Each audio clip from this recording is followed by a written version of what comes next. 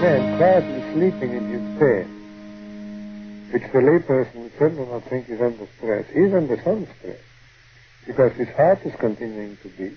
He has to go on using his respiratory muscles to breathe. Even his nervous system is working because he breathes. That absence of stress is death. Only the dead have no stress. Have you ever felt completely overwhelmed, as if your thoughts were scattered leaves in a storm? Well, Hans Selye, the father of stress research, once said that it's not stress that kills us, it is our reaction to it. But what exactly happens inside your brain when life feels like too much to bear? In our fast-paced, always-on world, stress follows us like an ever-present shadow. It fuels us in moments of crisis, but often overstays its welcome, quietly reshaping our minds and bodies. Today we journey into the labyrinth of the brain under stress, a place where ancient survival mechanisms collide with the pressures of modern life. This is not just a story of biology, it's a map, guiding us through the chaos to resilience. Together, we'll explore how stress rewires your brain, how you can interrupt that cycle, and how, perhaps, you might find calm amid the storm. Deep in the recesses of your brain, the amygdala serves as a sentinel. When danger looms, whether it's a growling tiger or an ominous deadline, it sounds the alarm, triggering a cascade of responses. Adrenaline surges, sharpening your focus and fueling your muscles. Cortisol follows, keeping your body primed for a fight or flight response. This reaction, ancient and automatic, was crucial for our ancestors' survival. But here's the dilemma. The modern world rarely offers a clear end to the stress. You may not be fleeing predators, but an overflowing inbox, a looming exam, or endless social comparison can keep your amygdala on high alert.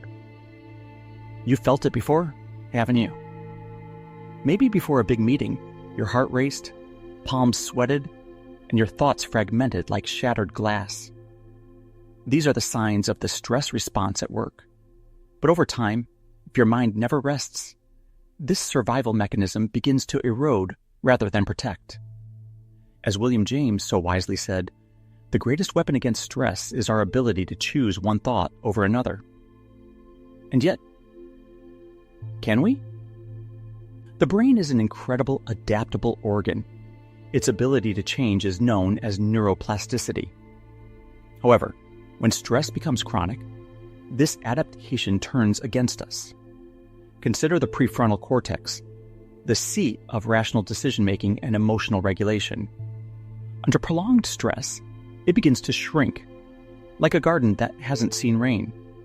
Meanwhile, the amygdala, our emotional alarm bell, grows larger, louder, quicker to react.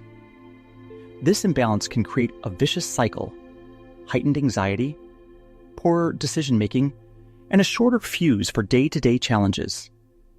Imagine a student cramming for exams week after week, sleep-deprived and consumed by fear of failure.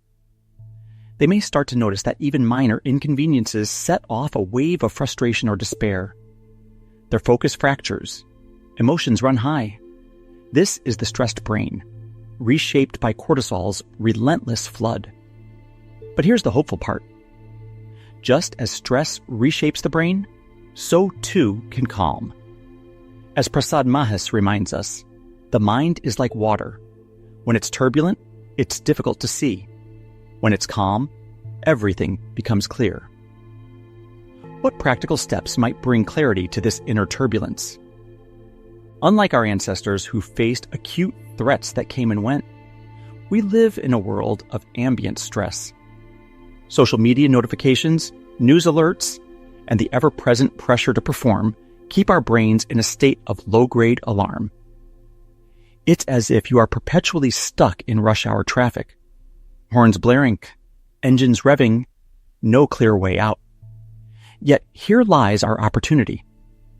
By understanding how the brain responds to stress, you can begin to reclaim control. Mindfulness meditation, for example, strengthens the prefrontal cortex, subtly reshaping the brain toward resilience. Regular exercise spurs neurogenesis, the creation of new neural connections helping the mind adapt and recover. And even something as simple as focused breathing can shift the nervous system from a state of fight or flight into one of rest and repair. The question then becomes yours to answer. What habits might you cultivate to calm the chaos within your mind? Think back to a moment recently when life felt overwhelming. Maybe it was a missed deadline, a tense conversation, or even a quiet, creeping sense of unease. How did your body react? Did you notice your heartbeat quicken, your thoughts scatter, or your temper shorten?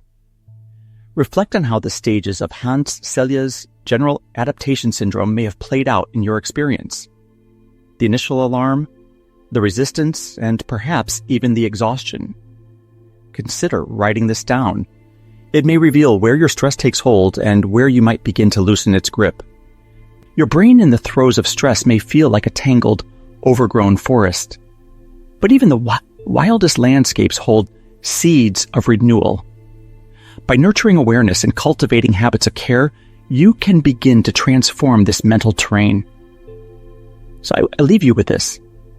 What if every moment of overwhelm were also an invitation to grow, not despite stress, but through it? How might you answer that call today?